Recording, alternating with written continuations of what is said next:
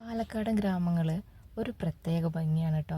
വിനീത് ശ്രീനിവാസനാണെന്ന് തോന്നുന്നു ഒരു ഇൻ്റർവ്യൂവിൽ പറഞ്ഞത് ഞാൻ കേട്ടിട്ടുണ്ട്. പാലക്കാടൻ ഗ്രാമങ്ങൾക്ക് പഴമയുടെ ഭംഗിയുണ്ടെന്ന്.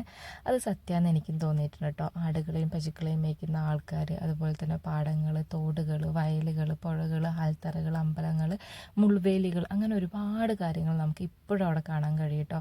ഒരു പ്രത്യേക ഫീലായിരിക്കും. അങ്ങനെ ഒരു ടൗൺ എത്തിയപ്പോൾ നമ്മൾ കുറച്ച് സ്വീറ്റ്സൊക്കെ വാങ്ങിയിട്ടുണ്ടായിരുന്നു. സ്വീറ്റ്സ് കണ്ട സന്തോഷത്തിലാണോ ഇനി താത്തപ്പിള്ളേരെല്ലാം കാണാനുള്ള സന്തോഷത്തിലാണോ എന്നറിയില്ല. പാത്തുക്കുട്ടി ഭയങ്കര കാറിൽ വെച്ച് ഡാൻസ് ആയിരുന്നേ. വീഡിയോ എടുക്കാൻ തുടങ്ങിയപ്പോൾ അവളുടെ ഡാൻസൊക്കെ നിർന്നു കേട്ടോ. അങ്ങനെ നമ്മൾ നമ്മുടെ ഡെസ്റ്റിനേഷൻ എത്തിയിട്ടുണ്ട്, നമ്മുടെ പുതുനഗരം എത്തിയിട്ടുണ്ട് കേട്ടോ. അപ്പോൾ ഇവിടെ ഒരുപാട് എന്താ പറയുക, വീഥികളുണ്ട്. അടുപ്പിച്ചടുപ്പിച്ചിട്ടുള്ള വീടുകളാണ്. 100-150 വർഷങ്ങൾ പഴക്കമുള്ള വീടുകൾ ഇപ്പോഴും ഉണ്ട് കേട്ടോ. ഇതാണ് നമ്മളുടെ വീട്. ഓരോ ചുമര് ഒട്ടിയിട്ടാണ് പഴയ വീടുകൾ ഉണ്ടാവുക. ഒരുപാട് കാലത്തെ പഴക്കമുള്ള ഒരുപാട് സംഭവങ്ങളോടെ ഉണ്ട്. ഇത് ഒരുപാട് അവകാശികളുള്ള ഒരു വീടായതുകൊണ്ട് ഇതിൽ യാതൊരു റെനോവേഷനും നടന്നിട്ടില്ല. എല്ലാ ആൾക്കാരും വരുമ്പോൾ നമുക്ക് കൂടാൻ വേണ്ടി മാത്രമാണ് എല്ലാവരും ഇങ്ങോട്ട് വരാറുള്ളൂ.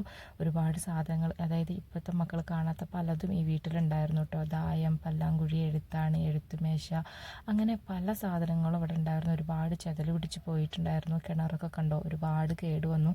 അതിൻ്റെ ഉള്ളിൽ നിന്ന് ഇങ്ങനെ പണ്ടത്തെ സിനിമകളിലൊക്കെ കാണുന്ന പോലെയായിരുന്നു. ഇപ്പോൾ അവിടെ ജനലൊക്കെ വെച്ച് പിന്നീട് മറിച്ചതായിരുന്നു. ഇതിൽ കുറേ മീനുകളുണ്ട് കേട്ടോ.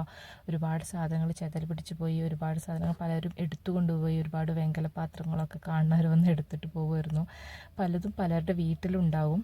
അങ്ങനെ ഭക്ഷണമൊക്കെ കഴിച്ചു. നമ്മൾ വന്നത് നേരം വൈകിട്ടാണല്ലോ. ഭക്ഷണം കഴിക്കുമ്പോഴും പിന്നെ കുറേ നേരം ഞങ്ങളെല്ലാവരും സംസാരിച്ചുകൊണ്ടിരുന്നു. പിന്നെ എനിക്കതൊന്നും വീഡിയോ എടുക്കാനൊന്നും പറ്റിയില്ല.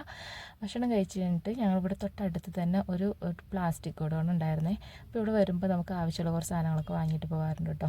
അവിടെ വന്നപ്പോൾ ഞങ്ങൾ നാഗവല്ലീനെ പോലെയായിരുന്നു എല്ലാവരും, ഇതെടുക്കണോ അതെടുക്കണോ എന്നൊക്കെ. പക്ഷേ നമ്മളുടെ പൈസയുടെ കനം കുറവായതുകൊണ്ട് വളരെ കുറച്ച് സാധനങ്ങൾ വാങ്ങിച്ച് പാത്തുട്ടാക്കും. ഒരു സ്റ്റൂൾ അല്ലെങ്കിൽ ഒരു ചെയറും വാങ്ങിച്ചിട്ട് ചൂല്, പാത്രം കഴുകുന്ന ബ്രഷ്, ഇതെല്ലാം എടുത്ത് ഒരു നാണക്കേടും ഇല്ലാതെ നമ്മൾ ഈ വഴി കൂടെ നടന്നു പോകണം കേട്ടോ. കണ്ടവരോടൊക്കെ സംസാരിച്ചിട്ട് പിന്നെ ഞങ്ങൾ ചായയൊക്കെ കുടിച്ച് എല്ലാവരും പിരിയാൻ തുടങ്ങി. കുട്ടികൾ ഭയങ്കര കളിയായിരുന്നു. പലരും പല ഭാഗത്തു നിന്ന് വന്നതാണല്ലോ.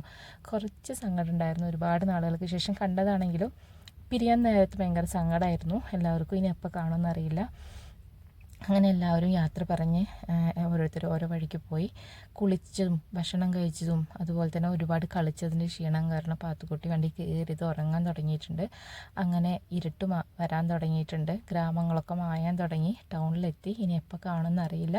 ഇൻഷാ അല്ലാഹ് കാണാം. അപ്പോൾ ഈ വീഡിയോ നമ്മളോട് അവസാനിപ്പിക്കുകയാണ്. എല്ലാവർക്കും ഇഷ്ടപ്പെട്ടു എന്ന് വിചാരിക്കുന്നു. കമൻറ്റ് ചെയ്യുക. Thank you for watching. By.